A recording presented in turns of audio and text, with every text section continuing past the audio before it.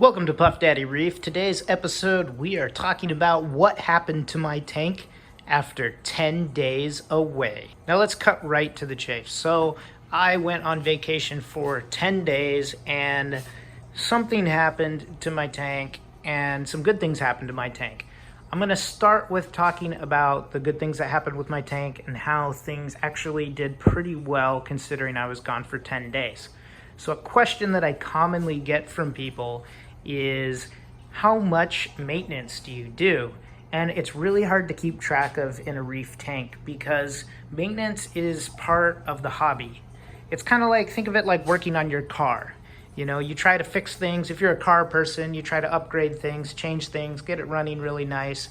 And that's kind of the same thing with a reef tank. Part of the hobby is maintaining it. You might have goals to reduce your nitrates to a certain level, or your goal to have an algae-free tank, or maybe to keep a new SPS type coral that requires, very pristine water conditions. Maybe you want to keep your alkalinity and magnesium spot on and see how that affects the color of the coral. All of this stuff is maintenance, but all of this is also part of the hobby and what makes it engaging and entertaining. And so weekly, I don't really know exactly how much maintenance I do. I would say probably I spend 6 to 10 hours tinkering with the tank, and normally it's just a few hours on weekends and a number of hours during the week, but it really changes. Some weeks it might be 0 if I'm really busy. And in this case, this is what the tank looks like after 10 days without touching it. Now, this isn't my normal setup. When I am away, I run it a little bit differently. The first thing is it does get fed less when I'm away. When I'm away, I just run this feeder on the top. And so when I'm running that feeder and not doing the other feeding, I know my fish are getting a little bit less nutrition than normal, but that's okay because I'm away and I'm more worried about polluting the tank and overfeeding than the fish fasting. Another thing that helps make it easier on the fish when I lower the nutrient intake when I'm away is that I lower the temperature of the tank.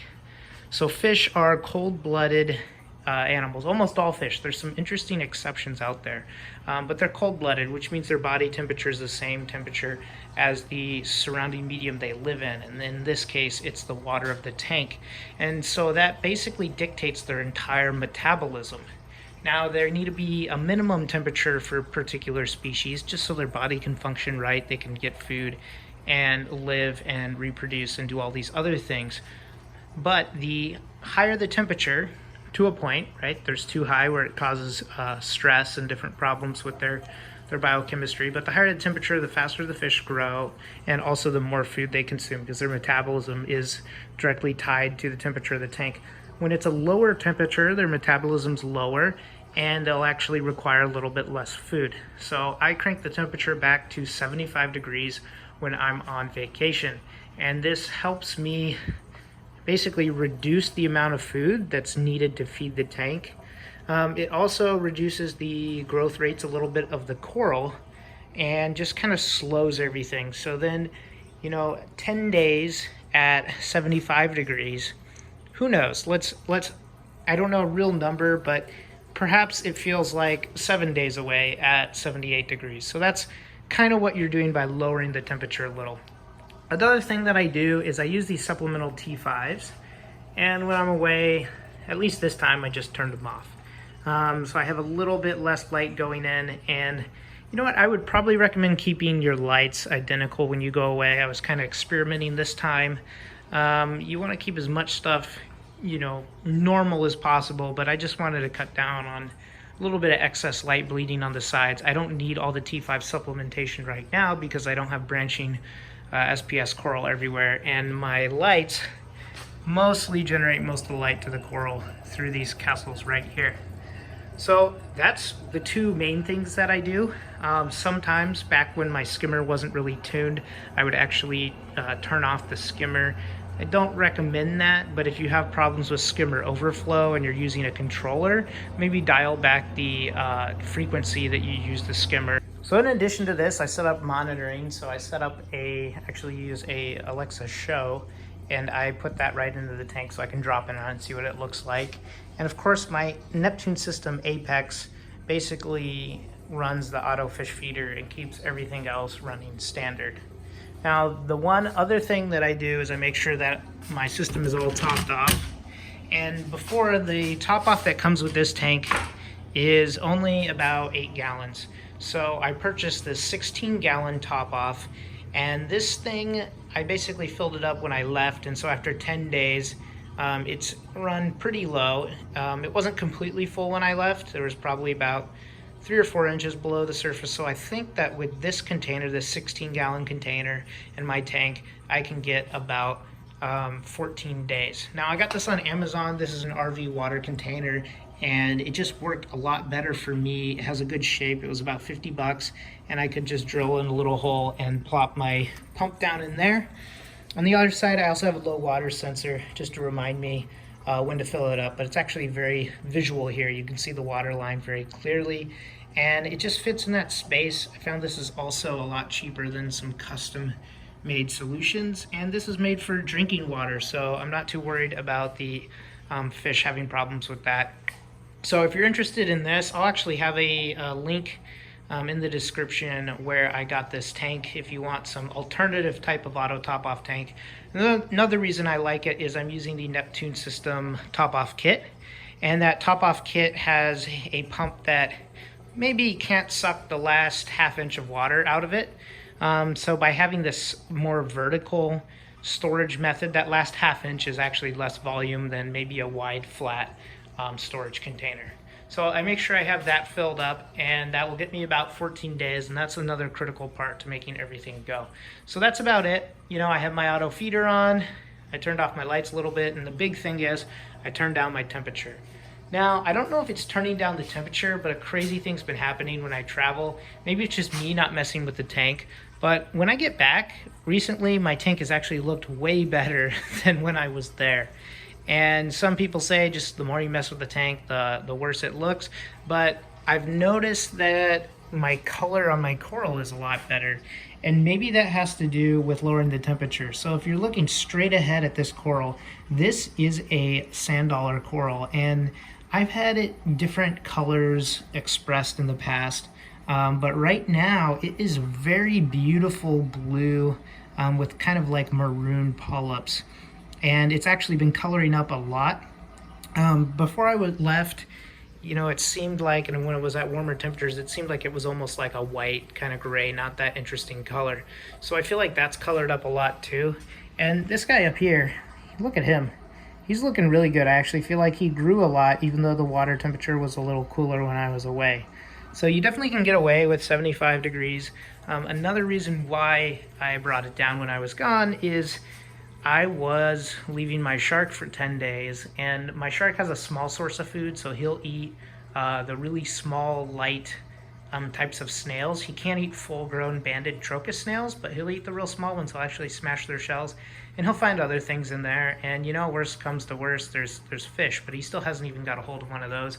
But also, sharks' metabolism is really, really based on the temperature. So by slowing that down, that helped me get a little farther along without feeding him, and he did really fine 10 days without significant added food. That's about as long as I would go on being comfortable with it, and typically I'd probably go, you know, I would get someone to take care of it, but it was Christmas break, and it was very difficult to find someone there, and because of the type of shark he is, they actually are okay with periods of fasting, so keep that in mind. Typically, you know, a full-grown epaulette shark, you're feeding it, you know, 2 to 3 times a week anyway.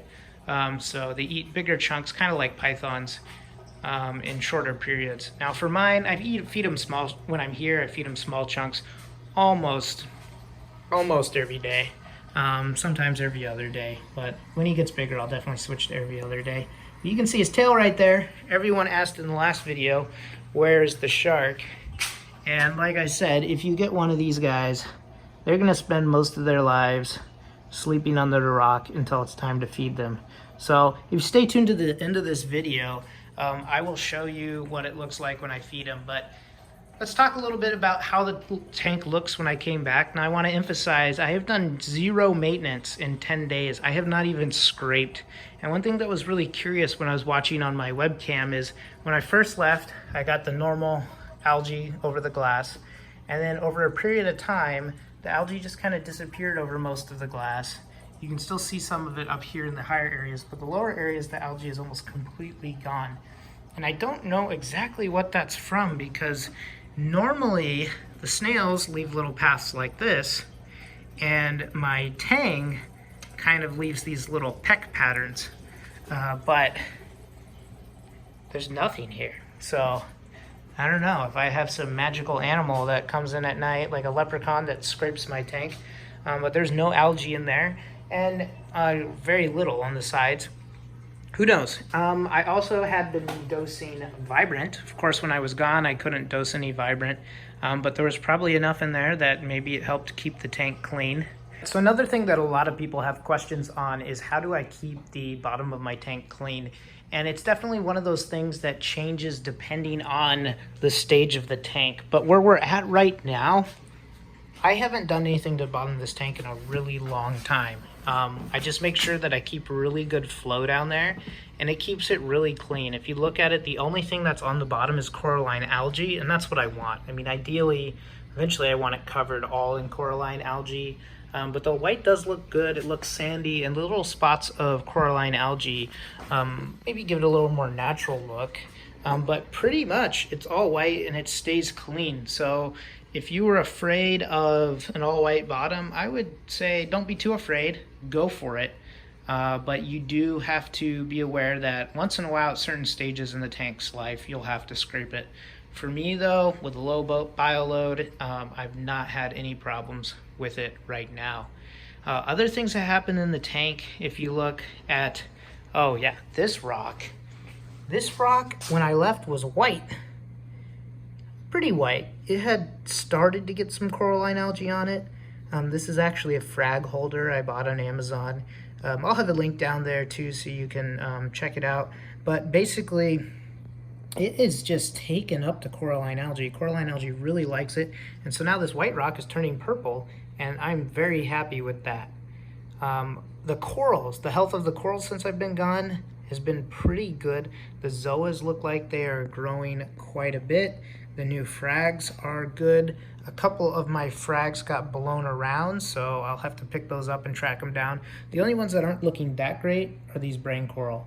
And they're looking a little shriveled, maybe because I wasn't feeding them, they needed some food. But if anyone has any ideas on these brain coral, this is one of the things that isn't going great now that I came back. There's one other thing that I'll get to in just a moment. But if anyone has tips on these brain coral, please let me know. They're a little too shriveled. I don't know if I have too much flow here or too much light. I have them under that rock to kind of shield them from some light, but not sure.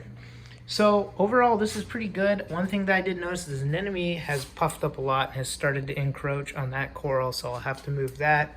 That coral's good, and overall, it's just, the tank's healthy. So what does it look like after 10 days of not touching it? Pretty good, and I think this is due to my maintenance, the cooler temperature while I'm away, and the very light bioload. Now, I told you earlier that I took this auto top off and set it up over here, and I like it. I think I'm going to keep that there permanently. And the reason why I like it, I'll bring you down to the sump, but the reason why I like that a lot is that it creates all this room in the sump, and now my imagination is going absolutely wild what I can do with all this space. But I think I might just leave it because it gives me room to reach in here and work and see everything. And you know, this is how my sump is. It's not perfect. I have a little coral grow out rack here, and so I've got a bunch of zoas growing. I've got a Kessil A360X there, and even with the narrow reflector, because it's up so high, that's with the wide view, but when I put on the narrow, it helps focus it a little. There's still a lot of light bleed, so I was thinking about making my own reflector that basically channeled the light straight down into this area. The skimmer's still skimming. Of course, didn't produce very much skimmate while I was away because I wasn't here to, you know, dump extra food and nutrients in. And then most of the tank's just pretty open. I'm growing some chaeto over here, or some cato, but it doesn't do too much. It grows a little. I really think that turf algae scrubbers are the way to go. And I think that's what I'm going to do long term, because there's just too much wasted light when you're using like a refugium light beaming it down, unless you can ensure that the refugium light only hits what you want. So I think turf scrubbers are definitely a way to go. But I love how this is much more open with that auto top off tank taken out of there. And at a puny 8 gallons, it really wasn't worth it. Another thing that's nice about this container, once again, I'll move on to from this really quick, but what's nice about this container is there's very little exposed openings. If you really wanted, you could cover that. I had to hand drill this in myself because the traditional holes that come in here actually weren't big enough to fit the P-mup, which is pump spelled backwards. So you have to drill your own hole. I think it's about 2.5 inches to actually get that P-mup in there. Maybe go for 2 3/4. But that's it. So after all this time, 10 days with no maintenance, this is what the tank looks like. But there is something that happened that was pretty bad that I'm going to need your help on. It's going to take a lot of work to fix, and I don't know what it's from. This guy is sick, I know. And maybe it just manifested because I was gone and not feeding all the nutritious food. But this had to get in the tank somehow. Obviously a flaw in my quarantine procedures. But he's got this white pus right above his eye, and I don't know exactly what it is. So if any of you guys know what this disease is and can suggest how to treat it, please let me know. What I'm going to do is I'm going to have to turn that little tiny tank that I was setting up with the AI Prime into a hospital tank, and I'm going to take them out and treat it with whatever's the appropriate treatment. But everyone, use a bulletproof quarantine method if you can. Obviously there were flaws in my method, whether I didn't watch them long enough in quarantine, or maybe I should be pre-medicating all my fish. I know some people do that. But tell me what this is in the comments below and how to treat it. I really need your help on this. I love this fish and I want to make sure he does okay. So that is the summary of the tank. I did this one at night so you wouldn't have as much glare on the glass, so you can see inside what it looks like. But 10 days without maintenance. Please like and subscribe to this video. It really helps me out a lot. I really appreciate all of you guys for watching my channel, and I'll catch you next time on Puff Daddy Reef. Baby, you're the one for me. Baby, you are meant for me. I'm madly in love with you. Baby, you're the one for me. Baby, you are. I'm madly in love.